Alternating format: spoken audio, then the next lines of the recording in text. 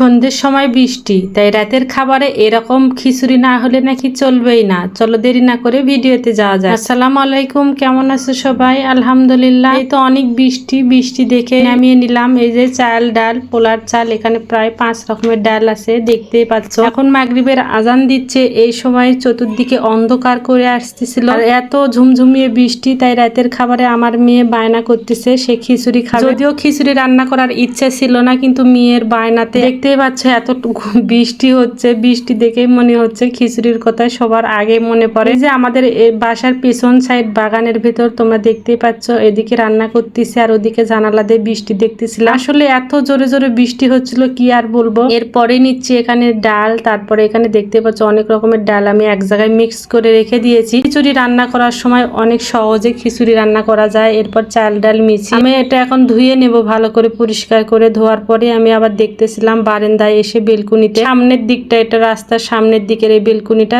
এত বৃষ্টি আর চতুর্দিকে অন্ধকারে হয়ে আসতেছিল। বৃষ্টিতে মাশাআল্লাহ আমার বেলকুনির গাছের পাতাগুলো খুবই সুন্দর লাগতেছিল, কি আর বলবো। তাই একটু হাত দিয়ে নেড়ে নেড়ে দেখতেছিলাম, হাতও দিচ্ছিলাম যে বৃষ্টিতে একটু হাতটা ভিজাই। যদিও গোসল করার ইচ্ছে ছিল, কিন্তু কখনোই বৃষ্টিতে গোসল করা হয় না। এরপর আমি খালি বৃষ্টি দেখতেছি, যে সন্ধ্যের সময় এত বৃষ্টি, খুবই ভালো লাগতেছিল। রান্না কাজও করতেছিলাম, আবার উকি মেরে দেখতেছিলাম বৃষ্টিটা। তারপরে এই যে দেখতে পাচ্ছ সন্ধ্যের সময় আমি ফ্রিজে যেহেতু বাটা ঘষা করে রেখে দিই, যখনকার রান্না তখনই বাটা ঘষা করে নেই। তারপরে এই যে ফ্রিজ থেকে নামিয়ে নিলাম মটরশুঁটি আসলে খিচুড়ির ভিতর দিলে বেশ ভালোই লাগবে। সবকিছু দিয়ে আমি এখন মটরশুঁটি দিয়ে, কাঁচামরিচ দিয়ে বাটা ঘষা দিয়েছি, তেজপাতা, দালচিনি, যা যা লাগে আর কি খিচুড়ি রান্না করতে গিয়ে সবকিছু। এই যে দেখতে পাচ্ছ আমি কিন্তু এখন প্রেসার কুকারে উঠিয়ে দিলাম। খিচুড়িটা আসলে প্রেসার কুকারে উঠিয়ে দিলে অনেক তাড়াতাড়ি হয়, আর এটা কিন্তু খেতে অনেকটা নরম হয়। তারপর ফ্রিজ থেকে নামিয়ে নিয়েছি এই যে শশা, যদিও মাংস আছে, তারপর শশার সালাদ বানালে অনেকটা বেশি ভালো লাগবে। এই ফাঁকে আমি প্রেসার কুকারে খিচুড়ি উঠিয়ে দিয়ে আমার জন্য যে